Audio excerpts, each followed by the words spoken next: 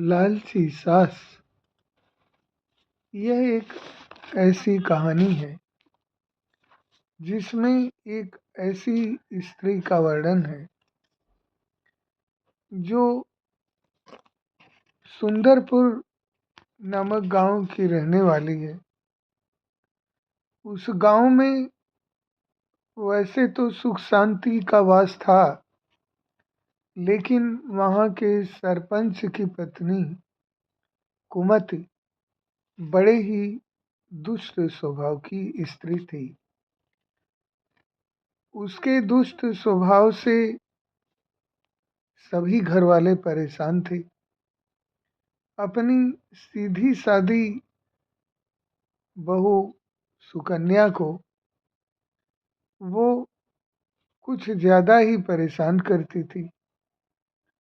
एक दिन सुबह सुकन्या घर में झाड़ू बुहारी कर रही थी कि उसकी सास कुमति वहां आई और बोली, तेरे हाथों में जान नहीं है क्या?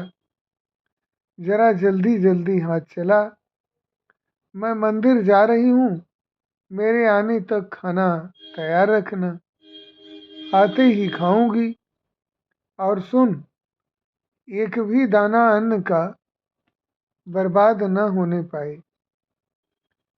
सुकन्या क्या करती, बेचारी चुपचाप स्वीकृत में गर्दन हिला दी।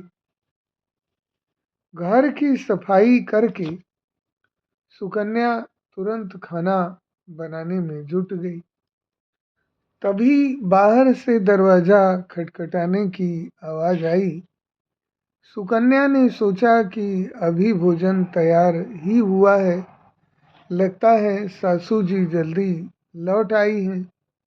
इसलिए उसने उठकर दरवाजा खोला तो देखा दरवाजे पर एक सन्यासी खड़ा था। वह बोला, बेटी तेरा सुहाग अमर रहे, बाबा को कुछ भोजन करा दे। सुकन्या बहुत ही सुशील तथा संस्कारी स्त्री थी। उसने सोचा कि साधु महाराज को भोजन करा तो दूं, पर कहीं उसकी सास कुमति आ गई तो उसकी खैर नहीं। अतः कुछ देर सोच विचार करने के बाद उसके मन में पुकार उठी, सास से कैसा डरना, मैं अपने हिस्से का भोजन दे रही हूँ। यह सोचकर वह साधु को भीतर ले गई और आतिथ्य धर्म का पालन करते हुए उसे भोजन कराने लगी।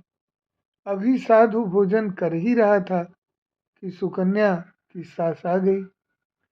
साधु को घर के भीतर भोजन करते देखकर उसका पारा सातवें आसमान पर जा चढ़ा। वह बोली, यहाँ कोई भंडारा है या लंगर चल रहा है? उठ भिखमंगे, बाहर निकल। सुकन्या ने सास को रोकने की चेष्टा की, लेकिन उस दुष्ट स्त्री ने सन्यासी को धक्के मारकर घर से निकाल दिया। अब उसका क्रोध सुकन्या पर टूटा। तुझसे कहा था न कि अन्न का एक दाना भी बर्बाद न करना, और तुम? सुकन्या डरते डरते बोली, मैंने तो उसे अपने हिस्से का भोजन दिया था। अतिथि तो देव स्वरूप होता है। आतिथ्य धर्म का पालन तो हर मनुष्य को करना चाहिए। ये हर गृहस्थ का धर्म है। काफी देर तक सास बहू की तकरार चलती रही।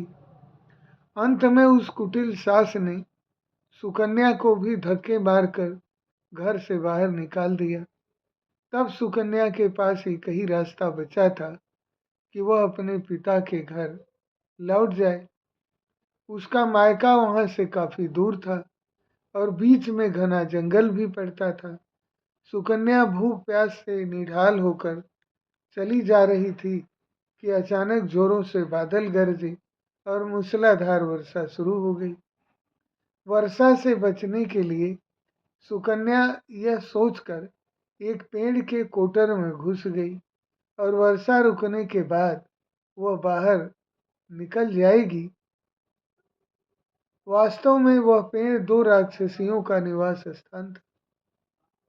वे राक्षसियां भी वर्षा से परेशान होकर पेड़ की ओर ही आ रही थी। उनमें से एक राक्षसी बोली, अब तो चला भी नहीं जाता, वरना मन तो कर रहा था कि सोना टापू चली जाऊं। दूसरी राक्षसी बोली, इसमें क्या बड़ी बात है, यह पेड़ हमें अभी उड़ाकर वहां पहुंचा देगा। इतना कहकर दोनों राक्षसियां पेड़ की शाखा पर बैठ गई। उधर थकी हारी सुकन्या को कोटर में घुसते ही नींद ने आ घेरा था, लेकिन पेड़ के उड़ने से लगने वाले झटकों से उसकी नींद खुल गई।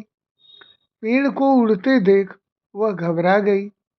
शेष कसर बाहर झांक कर देखने से तब पूरी हो गई जब उसने पेड़ की शाखा पर दो राक्षसियों को बैठे देखा।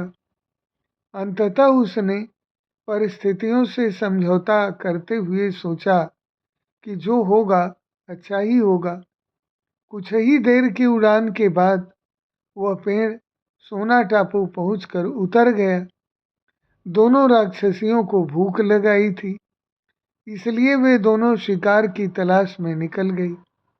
राक्षसियों के जाने के बाद डरी सहमी सुकन्या ने कोटर से बाहर निकलकर टापू पर फैली रेत देखी तो चौंक कर बड़बड़ा उठी, यह रेत तो चमचमा रही है। जब उसने रेत हाथ में उठाई तो जोर से चिल्लाई, अरे यह तो सोने की रेत है। अपनी धोती के आंचल में वह जितनी रेत बांध सकती थी बांध ली और पुनः कोटर में घुस गई। तभी दोनों राक्षसियां पेड़ की ओर वापस आ गई। उनमें से एक राक्षसी बोली, भरपेट खाकर तृप्त हो गई, अब वहीं लौट कर चलती हैं जहाँ से आई थी। थोड़ी ही देर में वह पेड़ फिर से वहीं पहुंच गया। पाँव फटने पर सुकन्या उन राक्षसियों के भय से कोटर में छिपी रही। जब किसी कार्यवश वे वहां से गई तो वह कोटर से बाहर निकल आई। कुमति कुटिल तो थी ही, साथ ही लालची भी कम नहीं थी।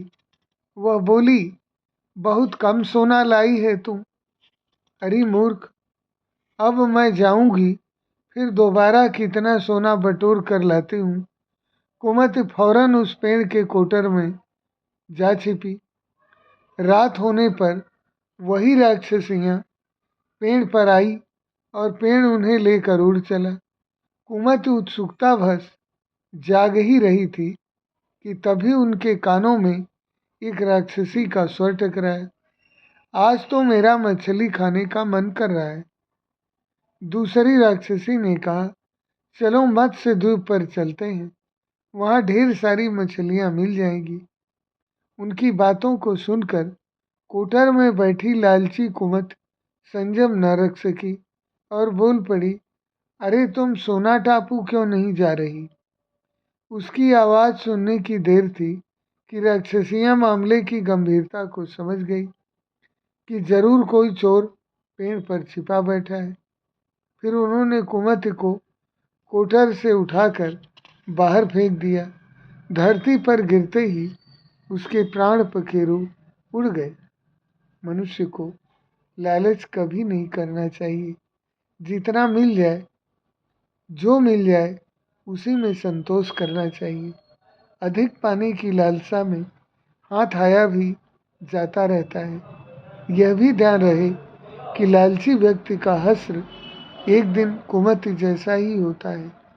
वह लालच के प्रलोभन में आकर न केवल स्वयं को बल्कि अपने परिजनों को भी हानि पहुंचाता है। लालची व्यक्ति की स्थिति ठीक वैसी ही हो जाती है जैसे दुविधा में दोनों गए माया मिली न राम। यानी असंतोषी लालची व्यक्ति को किसी भी प्रकार के सुख की प्राप्ति नहीं होती। अधिक पाने के लालच में वह सदैव दीनहीन ही बना रहता है।